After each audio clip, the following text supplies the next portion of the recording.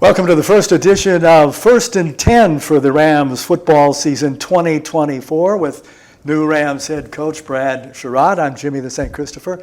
Coach, welcome to First and 10. Welcome to the Ramily. Well, thank you. Happy to be here. Hey, Coach, you began your career in 1995, and it's a big, long, storied career in my mind. What stops after that did you make that led you to Texas Wesleyan?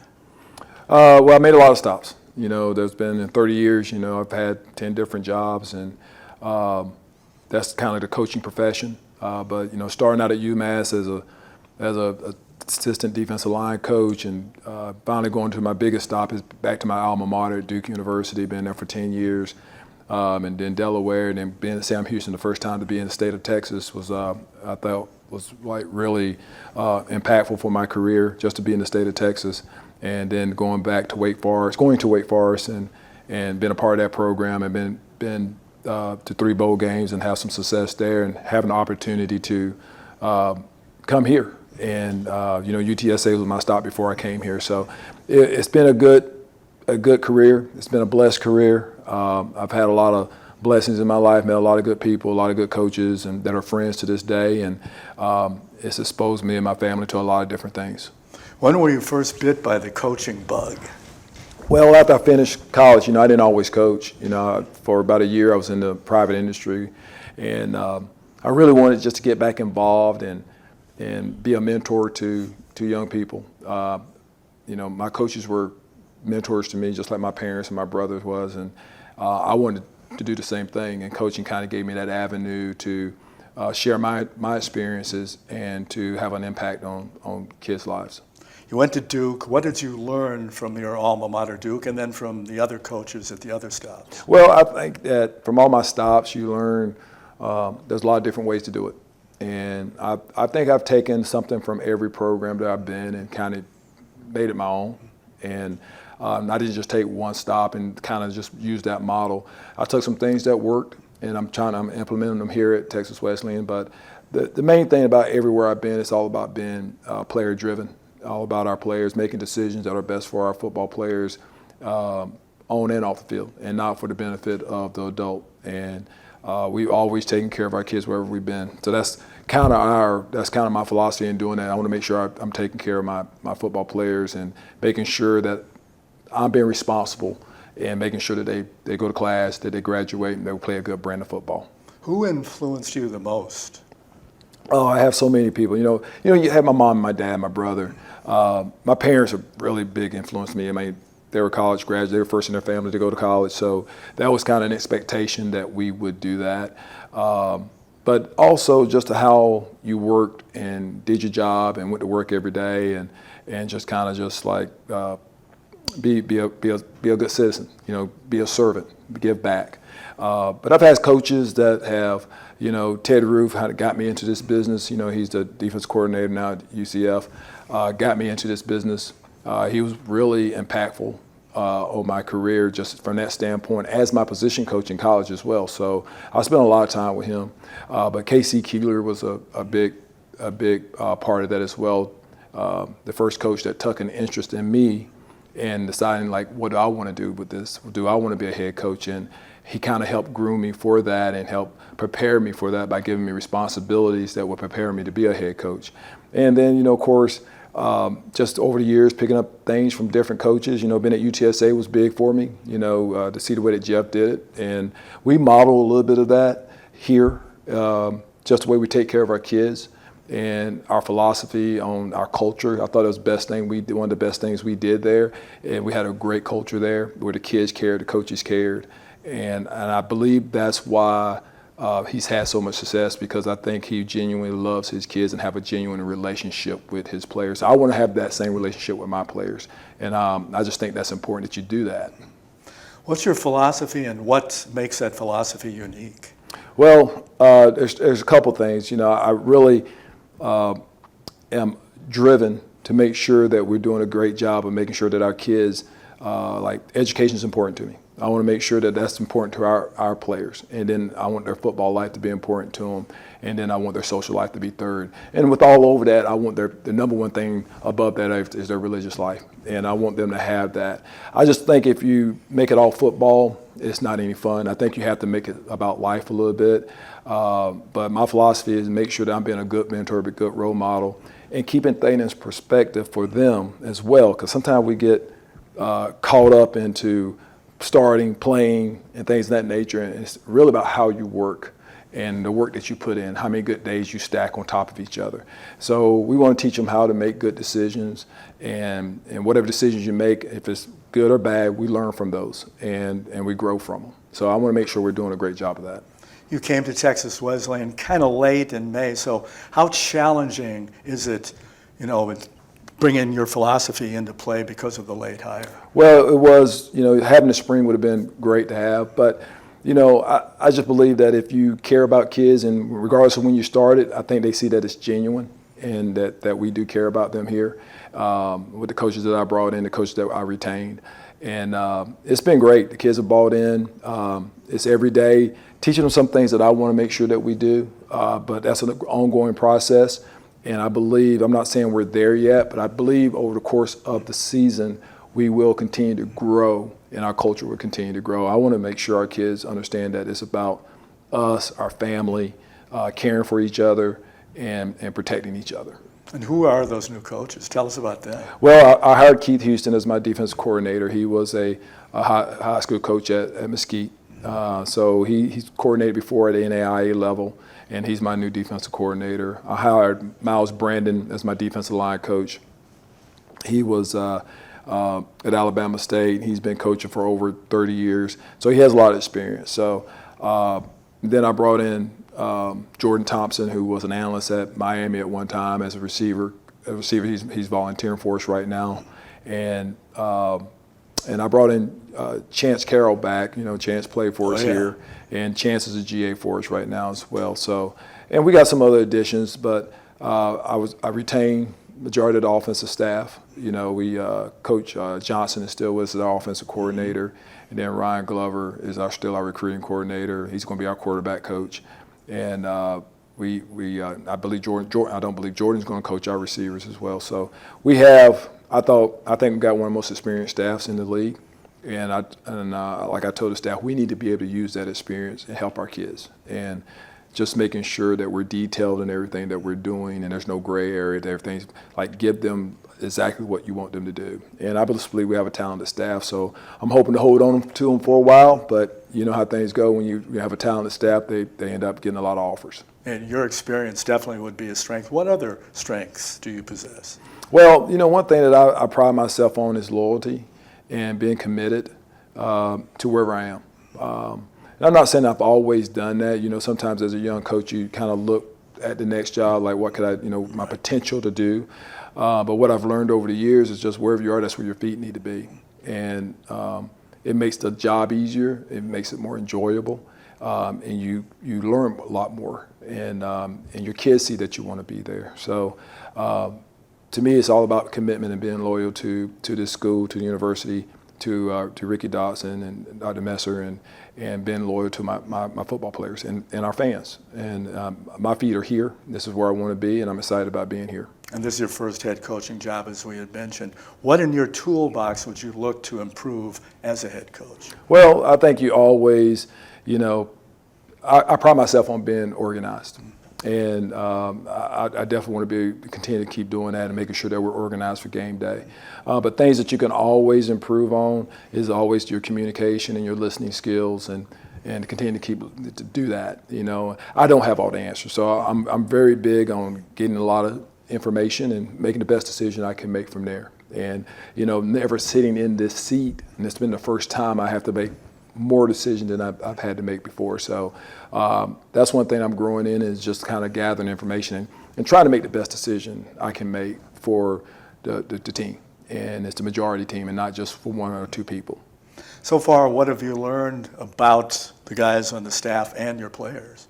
Well, like I said, I believe we got a very talented staff. And they do a great job of coaching our kids, and they have a great relationship with them. They're very demanding coaches, which I like. And no one's going to be perfect, but really harp on the fundamentals of playing football. And to me, I think that's important. I love the way our players worked this summer and in the camp. I thought they didn't back away from hard work, and I was really pleased with that and excited about that. And I thought we got better as the ball went on from the summer to finishing up fall camp. I could see a really big improvement, and I believe we're just going to continue to keep getting better as the season goes on because we didn't have the spring. So I just believe we're going to continue to keep getting better as we go. What have they learned about you? Probably those same things, that I'm a very hard-driven coach, but I'm demanding but fair. That I want to make sure that the fundamentals have to be coached, and I want to make sure those kids understand that. If it's holding on to the football and getting turnovers, learn how to run the football, learn how to stop the run, those things are important to me. So we have our goals of what we want to do, but when I got this job, I talked to one of my former head coaches that I work for, and he said, look, coach the fundamentals. Coach the fundamentals. And he's right. Coach the fundamentals of the game and of the positions that they're in and give them the best chance to be successful. How much recruiting were you able to do being hired as late as you were? Well, at this level, recruiting is ongoing, right? So we didn't get the spring, but we recruited all summer. We're recruiting right now, right up until school started. So we have some new additions. You have some guys that want to walk on. We're bringing some on. We allow some to say, hey, wait till the spring. But we look forward to getting on the road in December and in January and February of next year and just really going after some kids that can fit our scheme on defensively and offensively. A lot of stops in Texas. How well do you know the state of Texas and in particular the DFW Metroplex? Well, I was at Sam Houston for 3 years, and I recruited the Fort Worth area when I was at Sam. And when we were at UTSA, I recruited Fort Worth in Tarrant County. So this is really, like, coming here was not a shock to me or a culture shock, because I've been here. I would spend 3 weeks here recruiting and just this be my base, and I would go out from here and recruit if I had to go to Dallas and recruit, or if I had to go a little bit further south and recruit. So this was my main area, and other than doing position recruiting. But this is a really good area with a lot of good talent.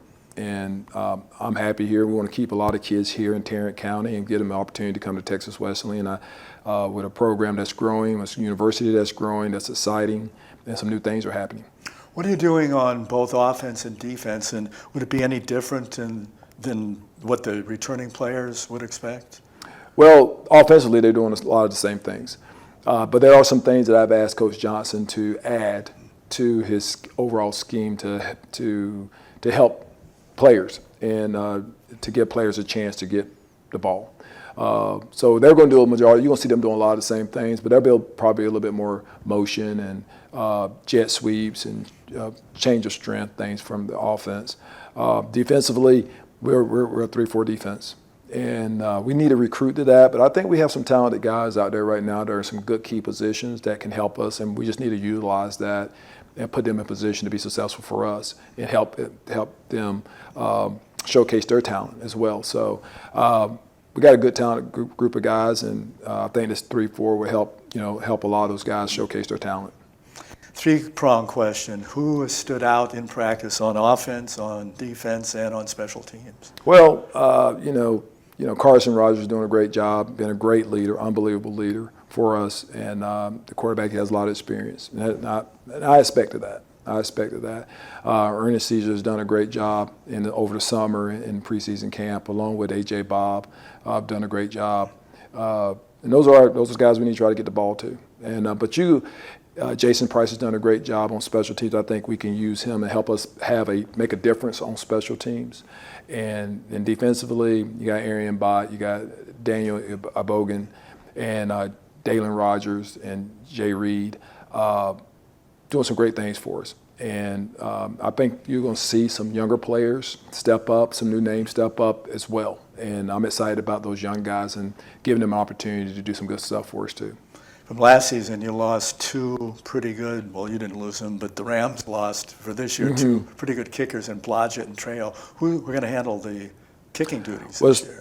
Tyler Stramola and Max Luna would be our place kicker and our punter. they've done a great job during the summer and preseason camp and made that work. And they're talented, got great legs, and we need to use that to our advantage. You know, anytime we can get points from kicking a field goal, we're going to do that. And then our punter can flip the field for us. We want to be able to flip the field. He has an incredible leg, and we just need to kind of utilize his talent and do what he does best and not kind of pigeonhole him into doing some things that I'm used to seeing. Let's take advantage of his talents and do what he does best and give ourselves a chance to be successful there. You mentioned Carson Rogers. Now, he's going to call signals, right, at quarterback? He is. Okay. And what won him the job? Well, his overall experience. You know, he's been here and won championships here. So I believe in his leadership ability on the football field. Those are the things that you want out of your quarterback. You know, he's an extension of Coach Johnson out there on that field, as myself, of demanding from his receivers, and they listen. They listen to him and they respect him.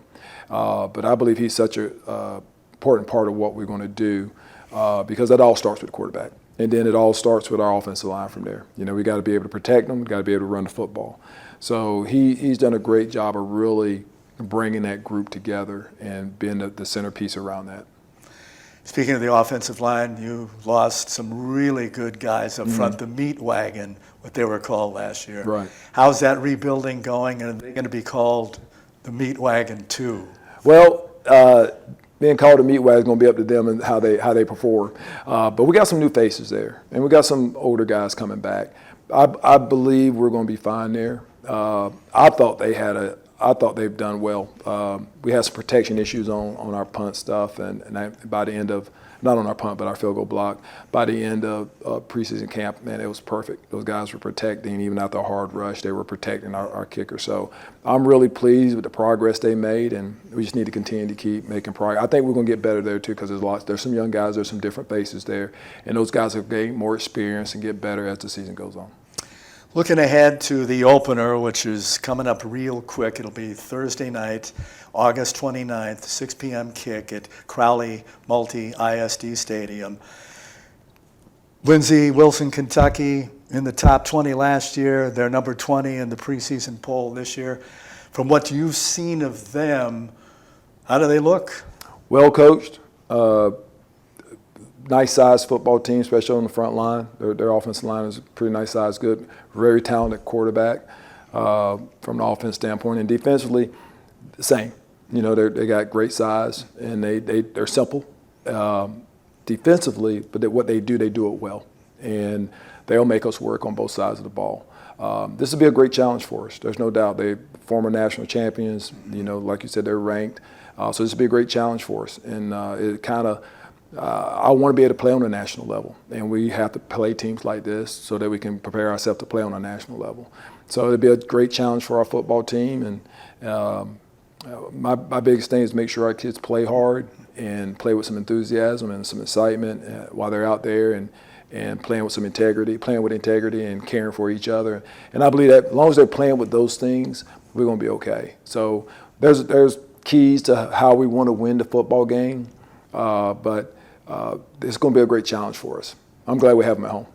Me too, and I'll ask you about those keys here in a bit. But first, how tough is it playing a new team, first game of the season? Now, do you get any tape from practice from them? I mean, you could go back and look at the tape from last year, but the team might be completely different. So do they supply like practice tape or anything you can maybe get an indication of what they're going to offer? Well, we did film exchange. So they have our games from last year, and we have their games. So that's kind of normally how it's done. So there'll be some new faces out there like every program.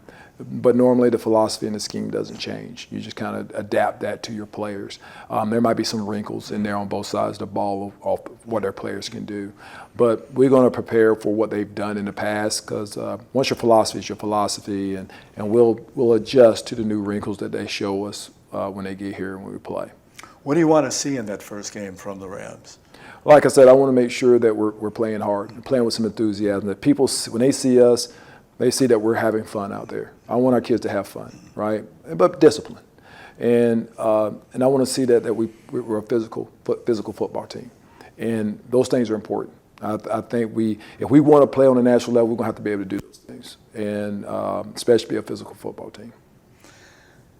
The 3 keys, which we kind of touched on, we teased a little bit there. What are the 3 keys you need to beat Lindsey Wilson, Kentucky? Offensively, we need to be able to run the football, and we need to hold on to the football. Defensively, we need to stop the run, and we need to create some turnovers and create takeaways. And then we need to be great on teams. We need to make sure we got our best players out there on teams, make sure that we execute. That has to be a difference for us. And we're spending a lot of time. We're spending almost about 20 minutes every practice on teams. And that's important to me, you know, because if we only spend a little bit of time and the kids don't think it's important, I want them to know how important our special teams are. And each coach has those special teams that they're running. And I give them enough time to meet, to strategize, to put the stuff on the field and work it on the football field. So those things are important to us. So I'm hoping that we will be very good in that area, and that can be a difference maker for us. I've done close to probably over 1,000 play-by-play games in my ancient career. So I still get nervous before a play-by-play game. Do you still have butterflies? Do you still get nervous before your first game? Or any games? Yeah, always nervous, you know.